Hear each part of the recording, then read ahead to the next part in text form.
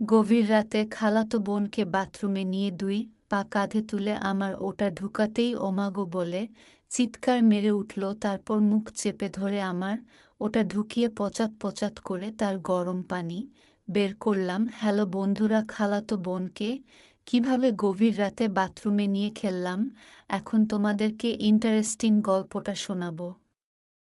যদি গল্প শুনে মজা পাও চ্যানেলটি সাবস্ক্রাইব করবা। তো চলো কথা না বাড়িয়ে গল্পটি শুরু করি। রাত 12টা বাজে। বর্ষা রুম থেকে বেরিয়ে চুপি চুপি হেঁটে অভ্র রুমের দিকে চলে গেল। ভেজা দরজাটা একটা ধাক্কা দিতে হালকা খুলে গেল খুটখুটে অন্ধকার। বর্ষা দরজাটা আরেকটু ঠেলে দিল সে। হঠাৎ একটি উচ্চ এবং গম্ভীর কণ্ঠস্বর শুনতে পেয়ে সোজা হয়ে দাঁড়ালো। তুই আমার ঘরে উকি দিচ্ছিস কেন? বর্ষা উত্তর দিল না।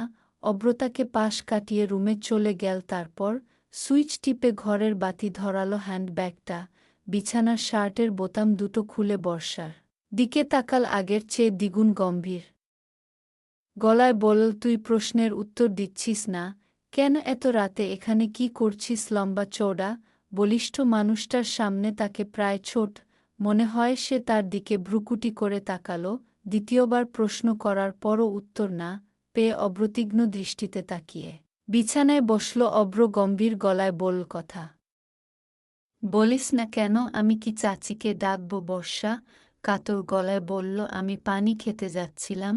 অভ্র ভাই, এই ঘরের দরজা খোলা দেখি, তাছাড়া তুমি দরজা খুলে ঘুমাও না? অভ্র ঝাঝাল গলায় বলল, বড়দের ঘরে উকি দেওয়া চাচির কাছে বিচার দিতে হবে। বর্ষা ঠোঁট উল্টিয়ে মাথা নিচু করে রইল। নিচু গলায় বল সরিয়ে অভ্র ভাই আর হবে না। ঠোঁট চেপে ঘরের দিকে চলে গেল অভ্র। জোরে নিঃশ্বাস ফেল, তারপর আওয়াজ তুলে, বর্ষা শোন। বর্ষা থেমে গেল। সে বলল, আমি আর তোমার কোনো কথা শুনব না। অভ্র ভাই, তুমি খুব পচা সকাল অনেক হয়েছে। তিমিনি বর্ষা রুমে এলো। বর্ষা ঘুমাচ্ছিল। মুখ থেকে কাঁথা সরিয়ে মৃদুস্বরে ডাকল, বর্ষা। এই বর্ষা, উঠ, মা তোকে ডাকছে। ঘুমন্ত কণ্ঠে বলল, আমাকে ডাকছে কেন? আমি জানি না তোকে ডাকে, তোকে বলবে বল। তিন্নি তারপর দরজার দিকে এগিয়ে গিয়ে বলল, মা। অভ্রর ঘরে জোরে জোরে নিঃশ্বাস ফেলে অভ্রর ঘরে এলো। আসিফা বেগম বিছানায় বসে আছেন। তিনি তার ছেলে টি শার্ট আর প্যান্ট ভাজছেন। বর্ষা বল, বড় আম্মু তুমি আমাকে ডেকেছ? আসিফা বেগম তার দিকে তাকান, বলেন, হ্যাঁ বস, তুই 2 দিন হলো হোস্টেল থেকে আসছিস, কিন্তু ব্যস্ততার কারণে তোর সাথে বেশি কথা বলতে পারলাম না। তোর সেখানে কোনো সমস্যা হয়? খাবার দাবার কেমন? বর্ষা ক্ষীণ গলায় বলল, কোনো সমস্যা নেই বড় আম্মু, আর জানো তো খেতে একটু সমস্যা হয়। হোস্টেলের কাজের মেয়ে ভালো রান্না করে না। আসিফা বেগম বর্ষার মাথায় হাত বুলিয়ে বললেন, কি খাবি বল, যে কয়দিন থাকবি তোর পছন্দমতো রান্না করব, তোমাকে আলাদা করে কষ্ট করতে হবে না বড় আম্মু। বাকিরা যা খাবে আমিও তাই খাবো। ধুর পাগল, সবাই ঘরে থাকে, তুই 3 মাসে একবার আসিস। তুই আর সবাই এক না? তুমি যা খুশি রান্না কর। বড় আম্মু বাড়ির সামনে উত্তর পাশে বাগানের মাঝখানে একটি আড্ডার কটেজ রয়েছে। বর্ষা কটেজে যেতে লাগলো। ভাই বোনেরা সেখানে নাস্তা খায় আর বসে বসে গল্প করে। কটেজের কাছে আসতেই বর্ষা তার পায়ের উপর পড়ল। শব্দ শুনে সবাই তার দিকে তাকাল। তিনি এগিয়ে গিয়ে বিরক্ত গলায় বলল, দেখে হাঁটা উচিত, এখন উঠ আমার হাত ধরে।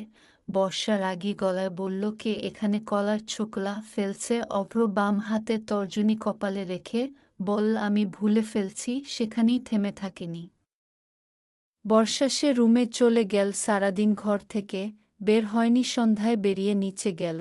সবাই ড্রয়িং রুমে বসে জরুরি আলোচনা করছে। তাদের কাছে বসে দেখা গেল অভ্র ভাইদের বিয়ের কেনাকাটা নিয়ে আলোচনা করছেন, আর যা কিছু কিনতে হবে তার একটি তালিকা তৈরি করছে। সেখান থেকে বর্ষা উঠে গেল অন্ধকারে ছাদে এসে দাঁড়ালো। সে অন্ধকারকে খুব ভয় পায়। সন্ধ্যার পর বারান্দায় ও যায় না, ঘরের আলো জ্বালিয়ে ঘুমায়। আজ হঠাৎ করেই ভয় কেটে গেল। হুট করে নির্বে কাঁচতে লাগল। আকাশের দিকে তাকিয়ে মলিন গলায় বলল, অভ্র ভাই বিয়ে করছেন, তুই কাঁদছিস কেন? কি হয়েছে? পুরুষ কণ্ঠ শুনে কে উঠল। বর্ষা আপনাদের ৩ বছরের একটা মেয়ে আছে, তবুও কেন ডিভোর্স নিতে চাইছেন? সামনে বসা উকিলের দিকে কিছু সময় তাকিয়ে থেকে বললাম, আমার স্বামীর অবৈধ সম্পর্ক আছে। আমার কিন্তু মনে হয় না আপনার স্বামী এমন কিছু করতে পারেন। তাকে আমি ভালো করে চিনি, সে কতটা অমানুষ আমার থেকে আপনি ভালো করে জানেন না। দেখুন মিসেস অরিত্রা, আমি কিন্তু আপনাদের পারিবারিক উকিল। আপনার শ্বশুরের সাথে আমার ঘনিষ্ঠ বন্ধুত্ব। আমার মনে হয় আপনি ভুল করছেন। আরও কিছুদিন ভেবে দেখুন। ঠিক আছে, আপনি যদি না পারেন আমি অন্য উকিল ধরতে বাধ্য হব।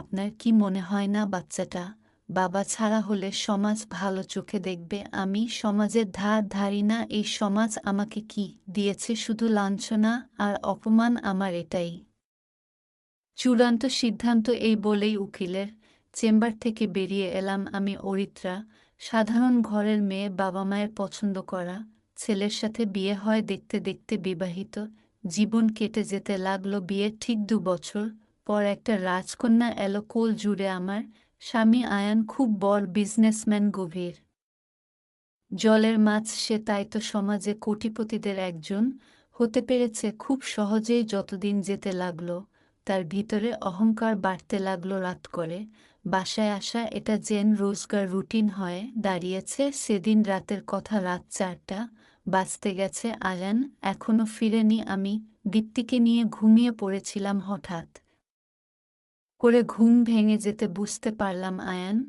এখনো ফিরেনি। ভয় ভয় করতে লাগলো, কোনো বিপদ হলো না তো? ফোন করছি কিন্তু ধরছে না। ভয়টা আরও কঠিন রূপ ধারণ করতে লাগলো। কোনো কিছু না ভেবেই দীপ্তিকে রেখে চলে গেলাম শিশুরের ঘরের দিকে। যদিও জানি এত রাতে ওনাদের ডাকা ঠিক হবে না, তবু ও দরজায় টোকা দিতে ভিতর থেকে থেকে বলল, কে এত রাতে? বাবা, আমি। অরিত্রা ভিতর থেকে শ্বশুর শাশুড়ি দরজা খুলে আমার সামনে এসে দাঁড়ালো। উদ্বিগ্ন কণ্ঠে বলল, বোমা তুমি এত রাতে, কি হয়েছে? আয়ান কোথায়? বাবা, ও এখনো আসেনি। ফোন ও ধরছে না। আমার খুব টেনশন হচ্ছে। ও মাই গড, কি বলো এইসব? ভোর হতে চলেছে, ও এখনো আসেনি। আমাকে আগে ডাকোনি কেন? বাবা, আমি ঘুমিয়ে পড়েছিলাম, এখন ঘুম ভেঙে যেতে বুঝতে পারলাম ও আসেনি। ঠিক আছে, তুমি চিন্তা করো না, আমি দেখছি কি করা যায়। ঠিক এমন সময় আয়ান বাসায় ফিরল। চোখ দুটি জবা ফুলের মতো লাল টকটকে হয়ে আছে। সুর কিছু বলার আগেই ও বলল, বাবা শরীর অফিসে কিছু জরুরি কাজ ছিল, তাই এত লেট হয়ে গেছে। বাসায় আসতে যাও তোমরা, শুয়ে পড়ো। আয়ান, তুমি ফোন করে ব্যাপারটা অরিত্রাকে জানাতে পারতে। এরকম ভুল সামনে করবে না, কথাটা মনে থাকে জেন। এই বলেই শিশুর শাশুড়ি শোবার ঘরে চলে গেলেন। আয়ান এসেই শুয়ে পড়ল। আমি ওর কাছে গিয়ে বললাম, রাতে কিছু খেয়েছো? বাইরে থেকে ডিনার সেরে নিয়েছিলাম। তুমি জানো আমি কত টেনশন করেছিলাম। একটা ফোন দিয়ে জানাতে পারতে অরিত্রা, আমি টায়ার্ড, প্লিজ, এখন আমার ঘুম দরকার। এই বলেই অন্যদিকে মুখ করে ঘুমিয়ে গেল। আমিও কিছু না বলে শুয়ে পড়লাম। পরদিন অনেক বেলা করে ঘুম ভাঙ্গে আয়নের। ঘুম থেকে উঠে ফ্রেশ হয়ে নাস্তা সেরে দীপ্তিকে নিয়ে খেলতে লাগলো। আমি কাছে গিয়ে বললাম, আজ তুমি ফ্রি আছো কেন? দীপ্তির জন্য কিছু কেনাকাটা করতে হবে। অনেকদিন আমরা বাইরে ডিনার করি না, চলো আজ বাইরে ঘুরে ও আসা যাবে। অরিত্রা, আমার বিকালে একটা মিটিং আছে, তুমি একাই চলে যাও। আমি অন্য একদিন যাব না, আজই তোমার যেতে হবে। আজান, তুমি দিন দিন বদলে যাচ্ছ আমার জন্য। তোমার এখন কোনো সময় নেই আমার নতুন বিজনেস। কেন তুমি বুঝতে চাইছো না? শপিং করতে যত টাকা লাগে তুমি নিয়ে যাও প্লিজ, আমার সময় নেই কোথাও যাওয়ার। এই বলেই হন হন করে উঠে চলে গেল। আমি ওর এমন বিঘে দেখে হতবাক হয়ে বসে রইলাম। আয়ান অনেক বদলে যাচ্ছে, অনেক।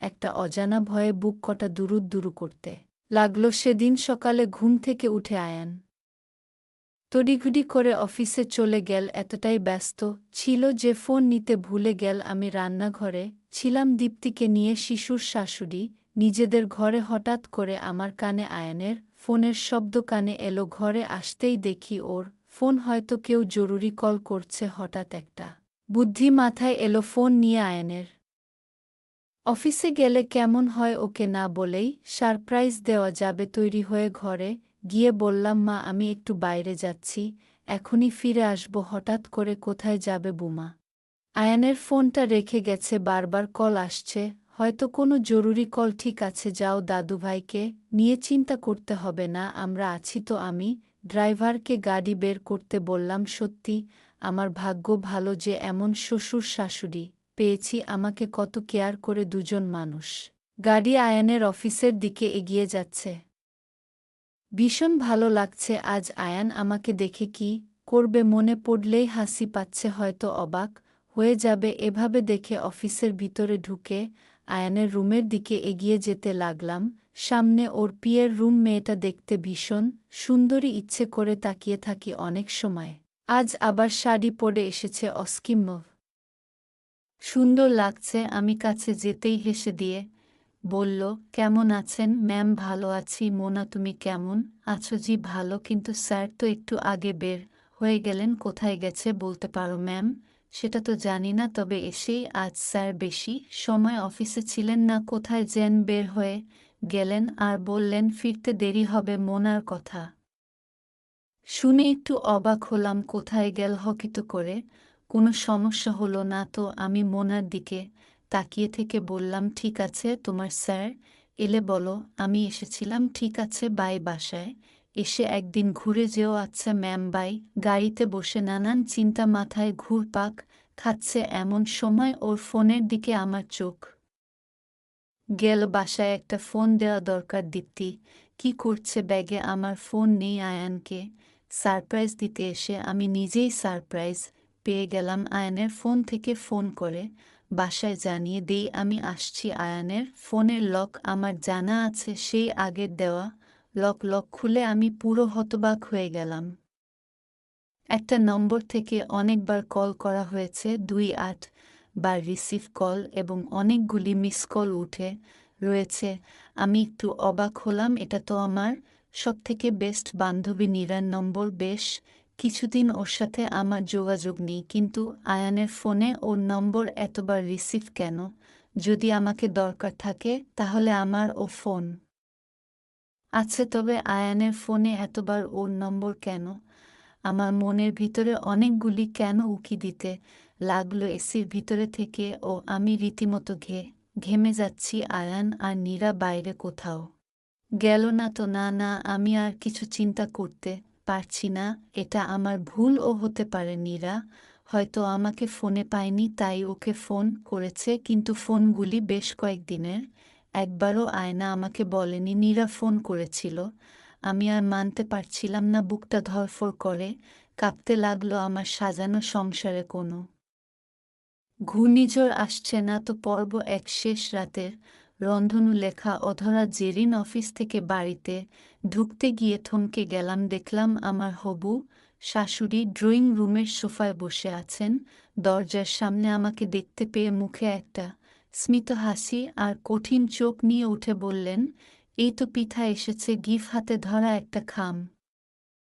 আমার দিকে এগিয়ে বললেন এটা অর্ণবের বিয়ের কার্ড এই মাসের ৩-০ তারিখে তোমরা সপরিবারে এসো কিন্তু গু আমার হতভম্ব মুখখানা রেখে দিয়ে স্বস্তির নিঃশ্বাস নিয়ে মহিলা বাড়ি থেকে বেরিয়ে দরজার কাছে আমার পাশে দাঁড়ালেন ফিসফিস করে বললেন আশা করছি আমার ছেলের জীবনে তুমি আর কোনোদিন আসবে না আমি একজন অশুভ বেহাজা মেয়েকে নিজের ছেলের বুক কোনোদিন মানতাম না আর হ্যাঁ আশীর্বাদের জিনিসগুলি আমার তরফ থেকে তোমাকে উপহার দিলাম বলেই মহিলা চলে গেলেন অর্ণব আমারই বয়ফ্রেন্ড কাম হবু স্বামী যার সাথে ২ মাস আগে আমার আশীর্বাদী হয় আমি সোফায় এসে থম মেরে বসে গেলাম পাশে মা এসে দাঁড়াল তার চোখে অনেক প্রশ্ন আমি বললাম মা আমি তোমাকে সব বলবো কিন্তু এখন নয় আমি বেশ ক্লান্ত মা কিছু না বলে চলে গেল আর আমি নিজের রুমে বুকে একলা কষ্ট নিয়ে দরজা ভিজিয়ে খাটে উঠে বসলাম অর্ণব আর আমি একই পাড়ায় থাকি অর্ণবের বাড়ি আমার বাড়ি থেকে মিনিট ১০ পথ অর্ণবরা এলাকার ধনীদের মধ্যে একজন আমার স্কুল পথ ওদের বাড়ির সামনে পেয়ে সোজা হয়ে দাঁড়ালো তুই আমার ঘরে উকি দিচ্ছিস কেন বর্ষা উত্তর দিল না অভ্রতাকে পাশ কাটিয়ে রুমে চলে গেল। তারপর সুইচ টিপে ঘরের বাতি ধরালো। হ্যান্ডব্যাগটা, বিছানার শার্টের বোতাম দুটো